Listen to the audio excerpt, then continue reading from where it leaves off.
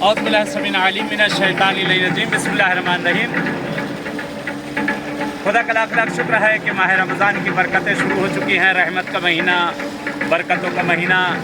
یہ مہینہ ہے کہ جس میں پروردگار نے اپنے بندوں سے وعدہ کیا ہے کہ میں اپنے بندوں کو بخشوں گا، اپنے بندوں کو نعمت عنایت کروں گا۔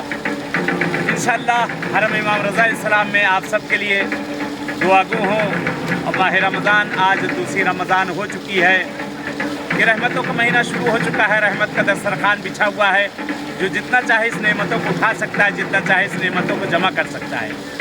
اس مہینے میں بہت سی چیزوں کے لیے تاکید کی گئی ہے، خاص کر صلہ رحم کے لیے بہت زیادہ کہا گیا ہے، صدقہ خیرات کے لیے بہت زیادہ کہا گیا ہے، یتیموں اور بیواؤں کا خیال کرنے کے لیے بہت زیادہ کہا گیا ہے۔ یہ مہینہ جس مہینے میں شیطان کو تو قید کر دیا گیا ہے، ہم شیطان نہ بن جائیں، یہ مہینہ وہ مہینہ ہے جس مہینے کے لیے روایت موجود ہے کہ جس مہینے کے اندر پروردگار گنہگار ترین انسان بھی ہوتا ہے جو اسے بخش دیتا ہے۔ اس سے بہتر کیا ہوگا؟ یہ مہینہ ہے کہ جس مہینے کے اندر خداوند عالم سانسوں کا لینا تسبیح کرتا ہے، اور یہ مہینہ ہے کہ جس میں سونا بھی ثواب رکھتا ہے۔ یہ مہینہ ہے کہ جس مہینے میں ہر چیز عبادت لکھی جاتی ہے۔ دعا ہے پروردگار سے اس مہینے کے صدقے میں معبود سے پروردگار ہم سب کے تمام حوائج کو پورا کر دے، تمام مشکل تمام پریشانیوں کو دور کر دے، ہمارے زمانے کے امام کا ظہور کر مولا کا ظہور ہم سب کے لیے باعث عافیت اور رحمت قرار پائے۔